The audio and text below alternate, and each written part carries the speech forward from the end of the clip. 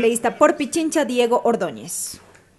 Tenemos carreteras, decían, en la época de la revolución corrupta. La verdad es que esas carreteras todavía no se han pagado por la abundante deuda que acompañó, aparte de la corrupción, la abundante deuda que todavía no se ha podido pagar. Durante el gobierno de Correa apenas se construyeron 1,000 kilómetros adicionales en la red vial. Y hoy, a propósito de discutir este exhorto para declarar emergencia el sistema vial en el oriente ecuatoriano, se vuelve a mencionar o se hace mención sobre la debilidad en cuanto al resto del sistema vial en el resto de provincias. Se menciona la ruta Quinindé Esmeraldas, la ruta Ambato-Riobamba,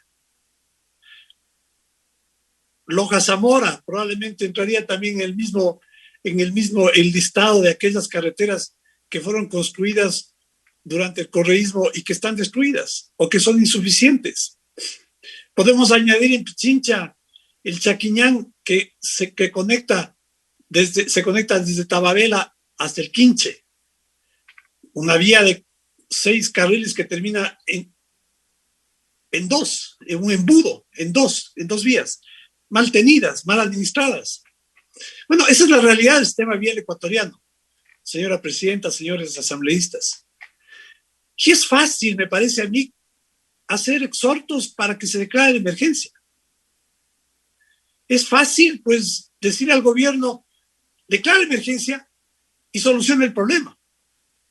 El asambleísta que propone el exhorto, pues, regresará a su provincia y dirá, pues, yo hice lo que tenía que hacer.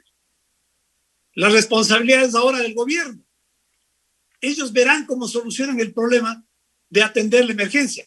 La emergencia obviamente significa que el gobierno tiene que destinar recursos emergentes para atender la emergencia, porque de otra manera no tendría sentido una declaratoria de emergencia en específico de la red vial, sino destinando recursos. Bueno, dicho de paso, es la manera en la que durante el correísmo la corrupción campeó.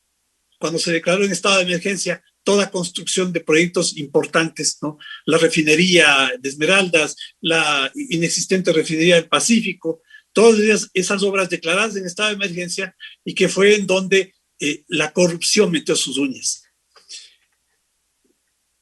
No es un problema de que no se pueda declarar en estado de emergencia, señora presidenta, señores asambleístas, sino el hecho de que en el año 2020 el gasto de inversión en obra pública cayó al nivel de hace 19 años por la caída en los ingresos estatales, por el incremento de egresos, por la emergencia sanitaria, por la inexistencia de fondos de ahorro y de contingencia, porque no hay fondos de ahorro para atender las emergencias, lo que en cualquier economía sana debería existir, que se robaron durante el gobierno de Correa. Los fondos de emergencia se perdieron. Entonces, la declaratoria de estado de emergencia para atender la emergencia causada por el clima en las carreteras del oriente, ¿con qué va a ser atendida, señora presidenta? Con recursos que no existen. Y entonces se dirá, pues, que es el gobierno el que no cumple, y el asambleísta que planteó la propuesta dirá que él sí cumplió. Hace un momento me parece que el asambleísta Lucero decía que lo que debemos hacer es discutir cómo reorientar el gasto. Y eso me parece que es lo que debemos discutir.